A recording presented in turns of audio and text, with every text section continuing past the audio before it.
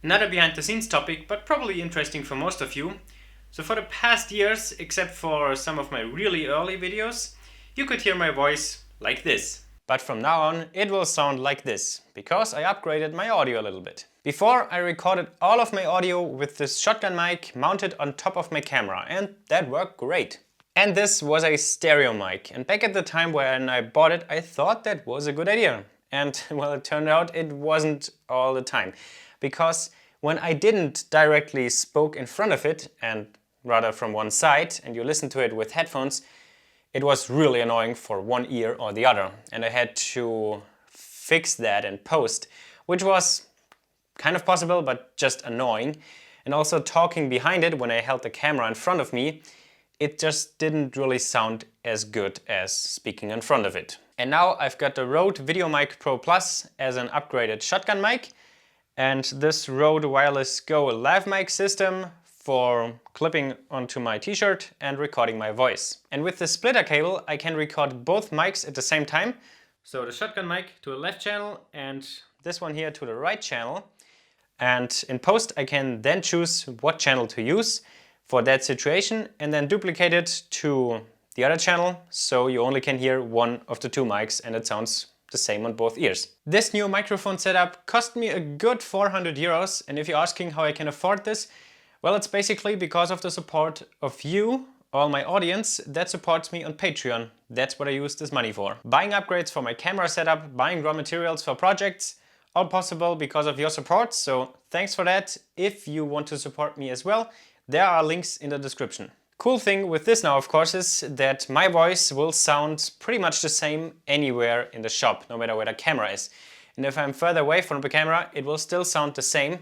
And that, I think, is a really comfortable upgrade for you to listen to. A question you might ask is, why didn't I get one of these systems earlier? They existed forever. And my answer there is, they always have a cable, and a loose cable attached to yourself in a workshop is just the worst idea. Of course, you can wrap it around yourself and behind the t-shirt and then into the transmitter to get it out of the way, but that seemed to me like a pain not worth it. But this now is the transmitter and the microphone in one piece, and that for me, wearing it in the workshop, that's acceptable. But there already are a few problems, mainly this here being a very smooth plastic surface sitting directly on my skin. What happens after 20 minutes, half an hour? It starts to sweat underneath there, and then it really starts to itch and gets just uncomfortable. A kind of easy solution is to wear it the other way, but you want to hide these things. So I thought the solution for making it comfortable and hiding it would be to have a layer of cloth, preferably cotton, in between this surface and my skin. So I asked my mom if she couldn't sew me something that fits around that. And as awesome as she is, she did. I told her what I would like to have, and then she came up with this here, where I can slide the mic in. It sits pretty tightly around there. And once in, I can close it off with these buttons. I think they're called buttons. And now this surface that touches my skin is one smooth surface of cloth. The clip for mounting it to myself is still free. The mic, of course, is still free. And the charging port is still free. And conveniently, it also almost has the same color as my blue shirts. But there also is another problem, because in the workshop, when you're doing stuff, you are moving your body. And when I'm leaning down, this happens. And it could also flip all the way in. And I always have to fix that.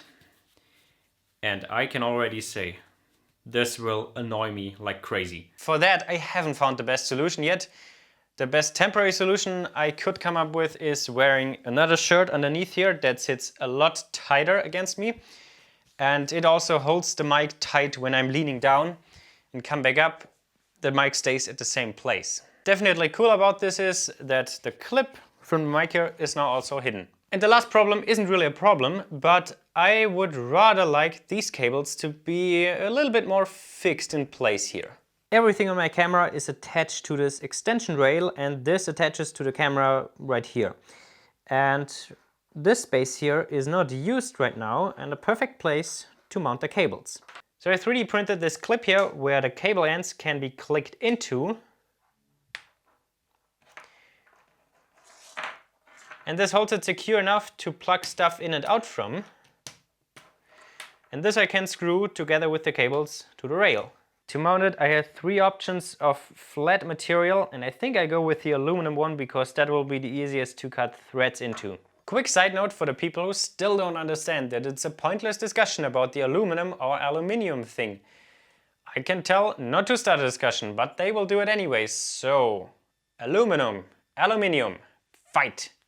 I need a piece that is a little bit less than 19 millimeters wide.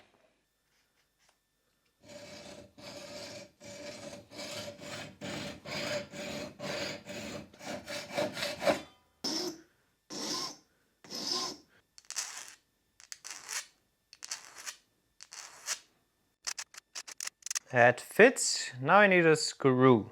I know that I have some really tiny screws in the spare parts of my 3D printer.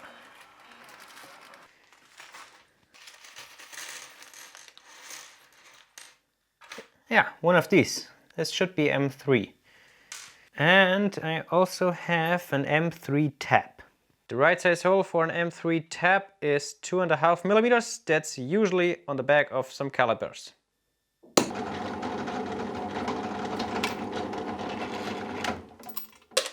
What a great vise.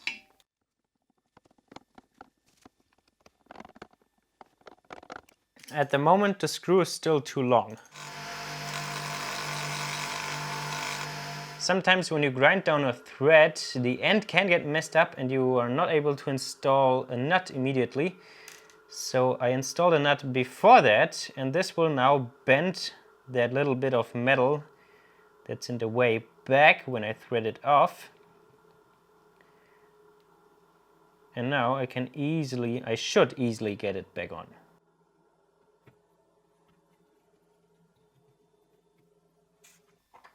Now this fits. The print also has something included that prevents it from rotating once it's tightened down.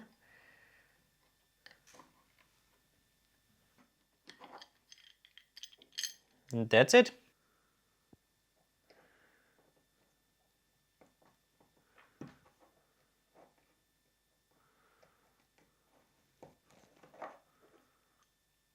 Okay, now everything is back together again and mounted on the rail and relatively cable managed. At least no cable is wiggling around.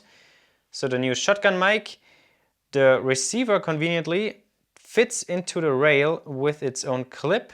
So I can just slide it on there. And here the receiver for the remote shutter for the camera. And now my camera setup, which you don't see that often, is ready for making videos again. Also, while making this, I tried something out here and attached the mic to both shirts that I'm wearing at the moment.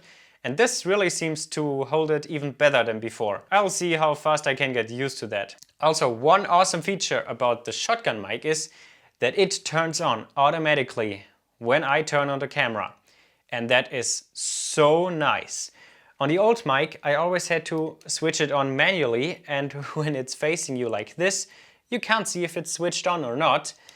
And it didn't happen often, but sometimes it did, that I recorded without it on and everything was silent. And that's just so annoying, because when you notice it, it's too late, and the moment you mostly notice it is while editing, and you can reshoot everything or talk over it.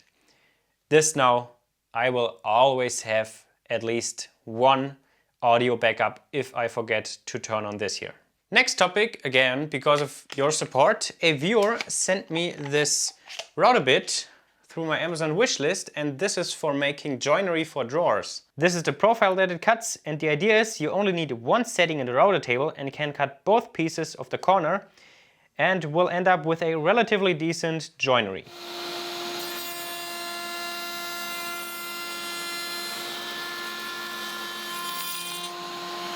And that's it, now just removing some burr.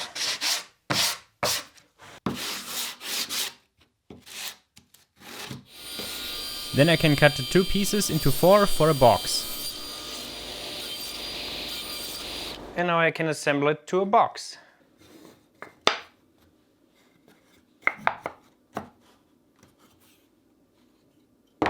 As you can see, the joint is not perfect at the moment. There are some gaps, which means my router table setup is not correct at the moment.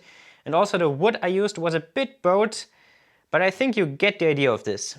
Now for setting this bit up correctly, there's nothing that comes with it, but at least the manufacturer ENT has a guide on its website, but unfortunately it's wrong. In the guide there is a measurement that says it's 6 millimeters, so you set the height to 12 millimeters, but on the real Routerbit this measurement is only 5 millimeters. I measured from the middle of this angled edge to the top, like this, and that's 5 millimeters. I figured this out because I watched another tutorial on how to use this bit, which I'll link in the video description. But this is a critical measurement that should be right, so either they forgot to update their guide and there existed another bit in the past that was a bit bigger, or it's just wrong. And knowing this measurement correctly is important because otherwise you can't set this up correctly. Setting this up is not that difficult, but I think I'll make a separate video about this because there are a few things that you should know, and there are also some things that can change depending on the result you want to achieve. And then it's also easier for people to find if they are looking for that. It's also quite cool that I got this right now because a few other people also sent me some drawer slides, and that's really convenient because I soon want to replace this workbench back here with one that has a much better storage solution other than the floor. At the moment there is a lot of wasted space down here which is unused, and I really need more drawers for storage. The plan is to make it very similar to the one I made where the lathe sits on. Actually, it will be exactly the same size because the top plate is exactly the same size as on here. And here I have 4 drawers in the middle, 2 doors on the side. Here on the left side I'll probably use a door because in that situation that's the only thing that makes sense. This is on wheels, of course. In the middle I want to have 4 or 5 drawers, and on the right side I also want to have 4 or 5 drawers. So at the moment I don't quite have enough drawer slides, but hopefully some people will send me some more, and then I will also have a good use for this for making all the drawers. I think this will really shine when you're making many drawers, because then you can use 2 bigger pieces of plywood, cut the joinery on the whole plywood, and then only need to cut it into strips, and then all drawer pieces are ready. But that's for a future project, and for now, that's it.